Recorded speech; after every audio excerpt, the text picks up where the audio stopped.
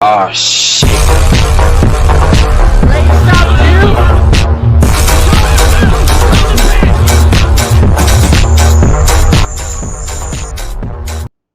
Ladies and gentlemen, welcome back to the channel. Welcome back to a brand new Slap Ham video. Today, we got scary, shocking, and strange, creepy stuff caught on camera. Wow, that's an interesting title. But without further ado, we're just gonna get straight into this, man. Y'all boys get ready? I'm ready. Let's go. Shaking by itself. TikTok. Look at him. What is that? How you doing? I'm Callan and this is Slapped Ham. Today we're looking at some freaky clips that you need to see to believe. So hit that subscribe button and get ready for more creepy content. Just like this. Oh wait, I was out of sync.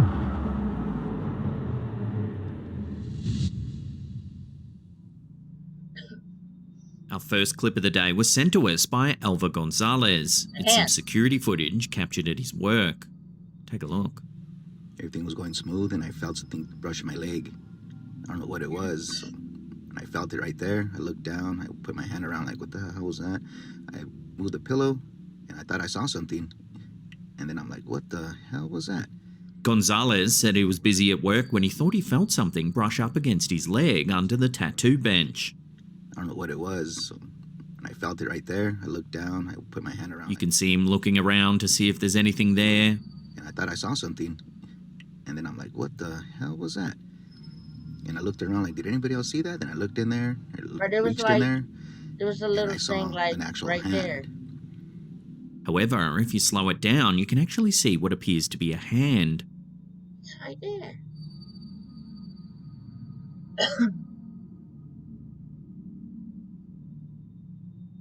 You can see Gonzalez look through the hole, but there's nothing there. I've never gotten a tattoo before. I don't know. I'm not really a tattoo guy, so chances are I'm probably never gonna get a tattoo. Cause like I just don't like needles. And I heard tattoos are like painful to get. So no thank you. If this footage is genuine, then it's truly a strange one. According to the title of the clip, Gonzalez thinks something paranormal might be afoot here, but just what exactly is going on remains a complete mystery. And then I'm like, what the hell was that?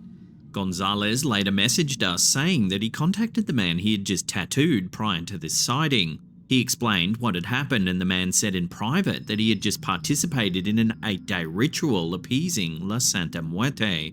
In Spanish folklore and Mexican neo-paganism, Santa Muerte is seen as the saint of holy death. She's associated with death, healing and protection, and her cult has been growing in popularity since the early 21st century.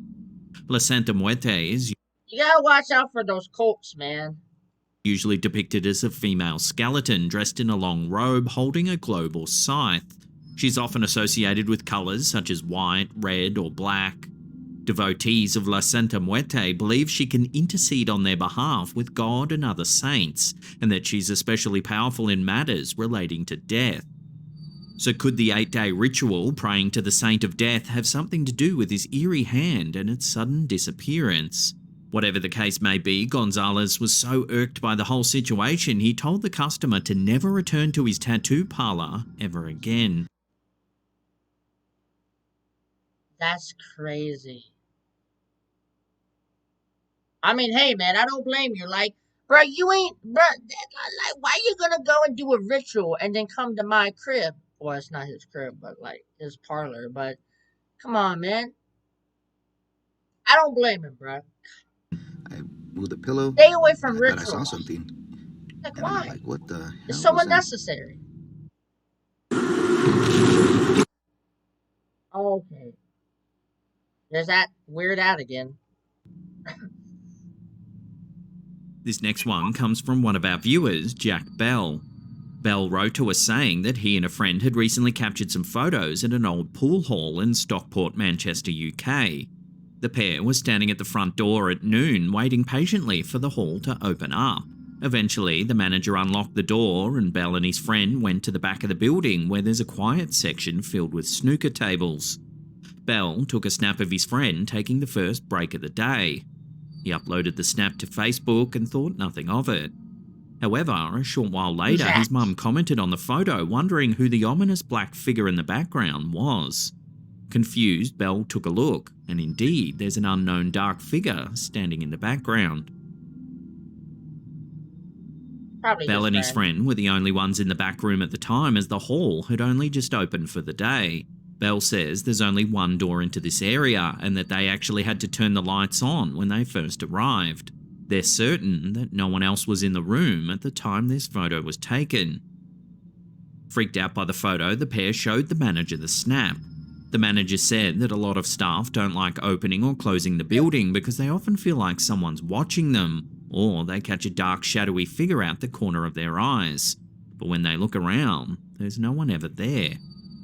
Some staff members have even reported hearing the toilet doors swinging and banging all on their own. Bell says the snooker hall opened back in 1984, but the building itself was an old mill dating back more than 100 years prior. There are few cities in the United Kingdom that can rival Manchester when it comes to stories of hauntings and paranormal activity. The city has a long, rich history dating back centuries, and it seems that many of the spirits who once inhabited its streets may still linger today. One of the most well-known haunted locations in Manchester is Central Library. The building is said to be home to a number of ghosts, including the spirit of a librarian who died in the 1930s. Visitors to the library have reported seeing her apparition wandering the stacks as well as feeling an icy presence. Another famous haunting surrounds the curious tale of the Manchester Mummy.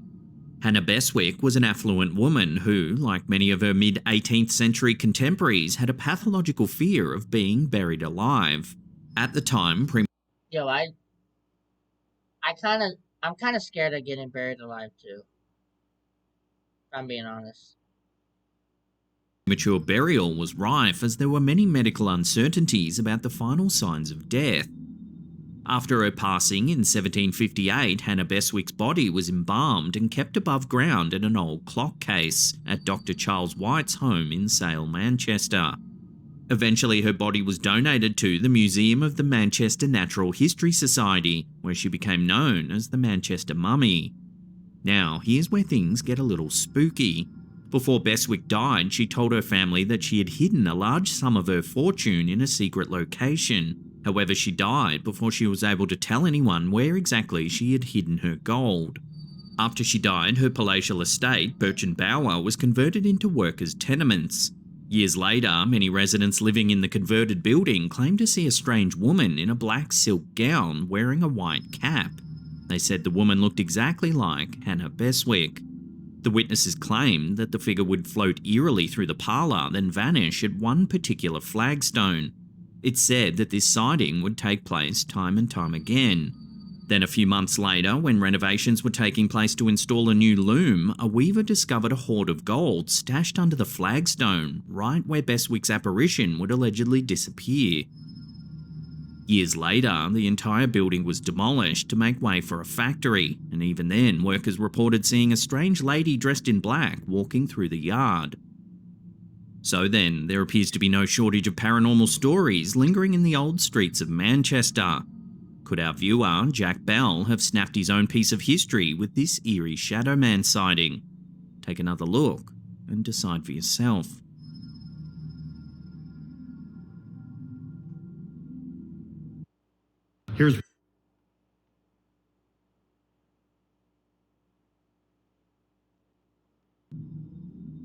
This curious little piece of footage was sent to us via email by Santos Irizarry Jr. Santos was at a function when he spotted something unusual in the distance. Take a look. Why is this tree shaking by itself? You can see that just one of the trees appears to be shaking. Don't you think they all should be shaking? The leaves look to be flapping in the breeze. That's strange. However, Santos notes that no other tree is shaking except for this one particular one right in the middle. Honey, not even the tops of the trees are shaking. That's the only tree. It's hard to say what exactly is going on here, as when the camera zooms in, it almost looks like it's distorted, so it could be a byproduct of the camera's zoom function. The strange thing is, Santos says he could see it with his own eyes at the time. Why is this tree shaking? Shaking by itself, where no other tree is. Don't you think they all should be shaking? Strangely, another clip has surfaced showing a similar phenomenon. This one was uploaded to Instagram by Paranoid Normal. It is a tree, but how it's disappearing behind those other trees, I do not know. Because the other trees aren't blowing. The wind's not blowing. And that one is blowing quite a bit. Here you can see another tree waving in the breeze, all on its own. Okay, it's in full view.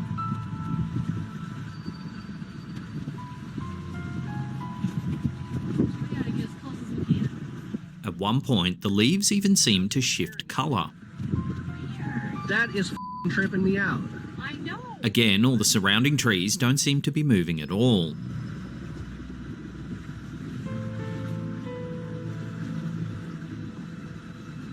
There it is.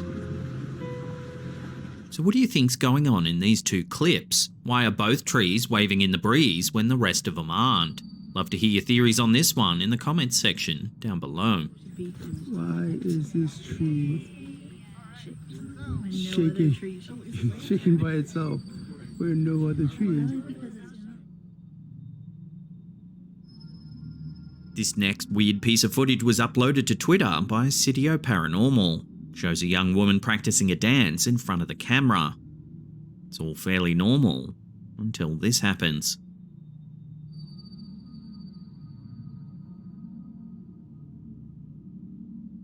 What the hell? Watching that again, slowed down, the cupboard door opens. Then a mysterious dark object flies out of it. Yo, is that a squirrel? If we zoom in, it's hard to tell what exactly it is, but it almost looks like a fish. Some It replies to does. the clip suggested it could be a bird or even a rat escaping the closet. I think But how does a rat float through the air like this? it might be Of course, there's also a high probability that it's all set up to garner some much sought after internet views. So where do you sit on this one? Prank or something more mysterious? And what even is that strange object? Let me know your thoughts in the comments down below.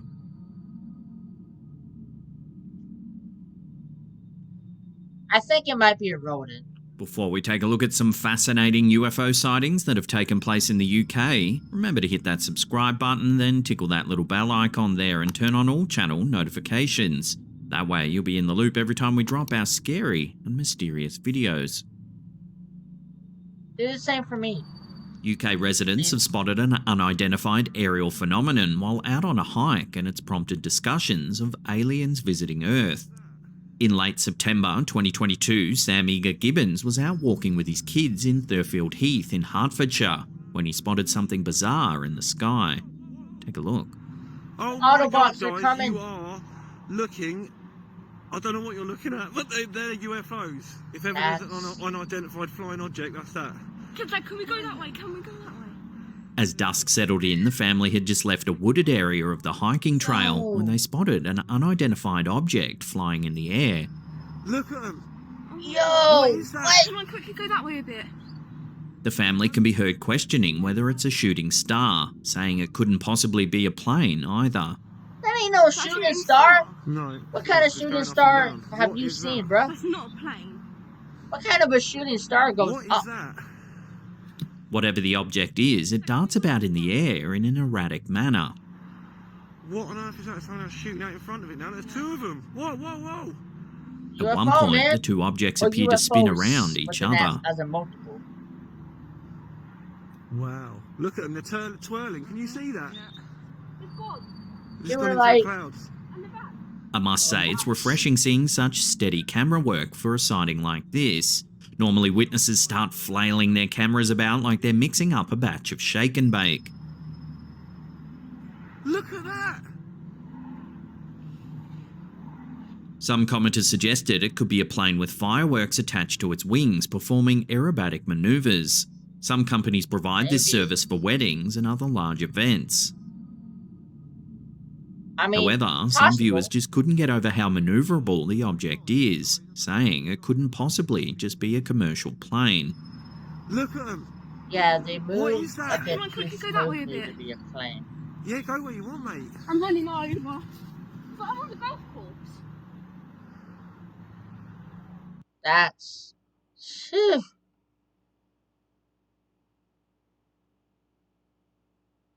For decades, the United Kingdom has been home to hundreds of UFO and UAP sightings. One of the most notorious UFO encounters to happen on British soil occurred back in 1980. It's become known as the Rendlesham Forest Incident. On December 26, 1980, at 3:15 a.m, Sergeant Jim Peniston of the US Air Force was on duty at the RAF Woodbridge Base in Suffolk, England, when he saw a strange light in the nearby Rendlesham Forest. Peniston and two other airmen, John Burrows and Edward Cabansag, went to investigate and saw a glowing object in the forest. The object was about 9 feet in diameter with multicoloured lights on its surface. Peniston said the object was like frosted glass. He walked towards it and touched it. The object then took off into the sky at high speed. A little after 4 a.m, local police were called to the scene. Their reports say they could only see lights coming from the Orford Ness Lighthouse further down the coastline. At daybreak on the 26th of December, more armed forces personnel attended the scene. They discovered a small clearing near the edge of the woods that had 3 small indentations in a triangular pattern. They also noted burn marks on nearby trees as well as broken branches. 2 nights later, on the 28th of December, Lieutenant Colonel Charles Holt visited the site with several other officers.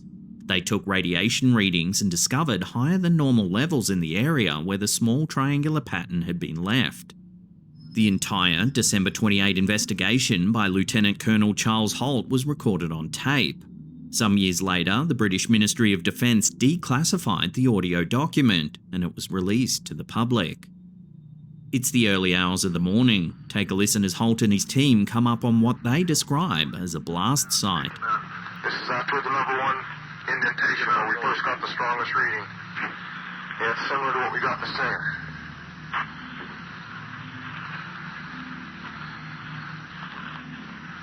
In the pond, it's mainly in the center. Looks like an area here possibly. It could be a blast. It's in the center. It's hard to tell. You gotta take this. My finger's about to freeze. Yours too. Up to what? 7. What? Just jumped up to 7/10. Yeah. 7/10 right here in the center? Uh-huh. We found a small blast, what looks like a blasted or scrubbed up area here. We're getting very positive readings. Let's see, is that here the center? Yes, it is. This is what we would assume would be the dead center. Just picking up more as we go along the whole area here now. Here the team discover the triangular spots on the ground. Let me turn around and look at this tree over here now. Just a second. Watch it goes right through the tree. I can see it. Maybe give me a little sidelining so I can find the tree. Okay, off. I lost the tree.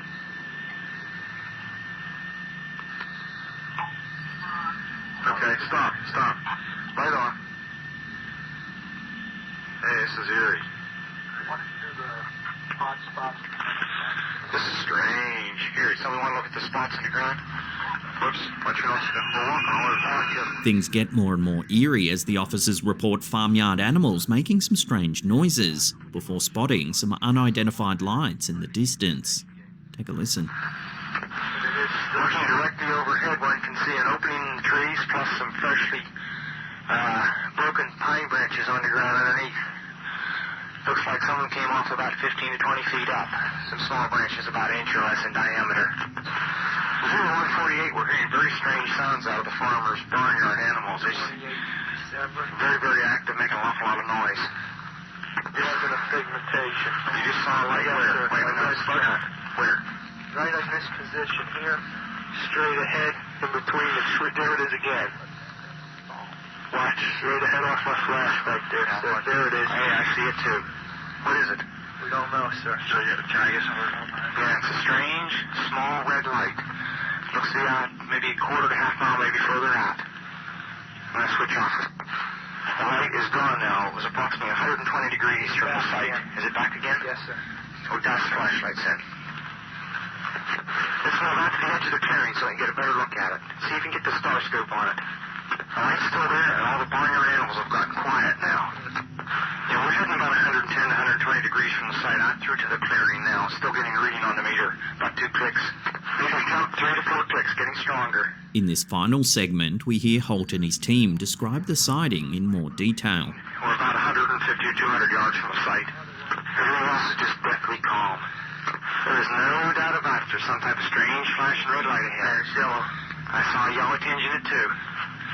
Weird. It appears to be maybe moving a little bit this way. It's brighter than it has been. Yellow. It's coming this way. It is definitely coming this way.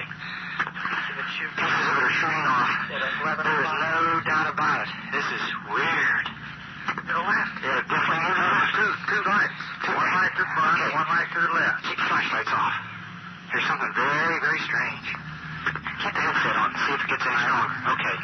Give us a rundown. Notation that this is on a beta reading, too. It's on a beta reading? Beta still has been removed. Okay. Pieces are falling off it again. But it just moved to the right. Yeah. Off to the right. Strange. Oh, well, why go left? Let's approach to the edge of the woods up there. Can you undo without lights? Let's do it carefully. Come on. Okay, we're looking at the thing. We're probably about 200 to 300 yards away. It looks like an eye winking at you. It's still moving from side to side. And when you put the star scope on it, it sort of has a hollow center, a dark center. It's like the pupil of an eye looking at you and winking. And the flash is so bright to the star scope that it almost burns your eye. We passed the farmer's house and across in the next field. Now we have multiple sightings of up to 5 lights with a similar shape and all, but they seem to be steady now rather than a pulsating or glow with a red flash. We just crossed the creek, and we're getting what kind of readings now? Getting 3 good clicks on the meter, and we're seeing strange lights in the sky. So what's to be made of this striking piece of evidence? Some people believe that the military personnel who reported the sighting were actually seeing lights from the Orford Ness Lighthouse. Others think they saw a meteor or some other natural phenomenon. And then there are those who believe that the Rendlesham Forest incident was an extraterrestrial event.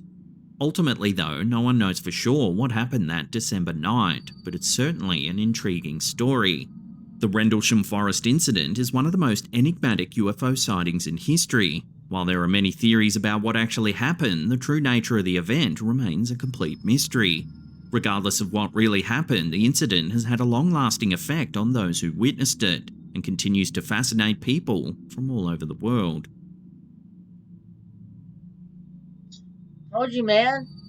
Aliens. Now, if you want more mysterious video clips like the ones coming, if they're not already here, bro. You know, my dream is literally to, like, see an alien. Like, I want to see an alien so bad. Like, more than anything in the world, I want to see an alien. But anyway, guys, if you like this video, hit that like button as hard as you possibly can. Subscribe while you're down there. The link to the original will be in the description below, along with my socials, Twitter, Snapchat, Instagram. Actually, I got a new title card now. I have a title card, or a socials card, whatever you call it. That will be in the description below. There will be a link. I'll probably say social card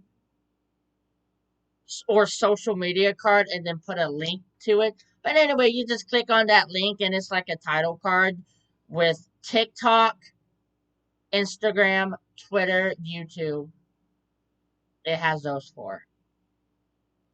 And then I'll just leave my Snapchat the same. I'll probably keep my Snapchat in the description below because I can't really put my Snapchat on the title card since, you know, you have to have a phone to access Snapchat. But yeah, anything else? Nah, I think that's it. I will see you guys in another reaction video. Peace.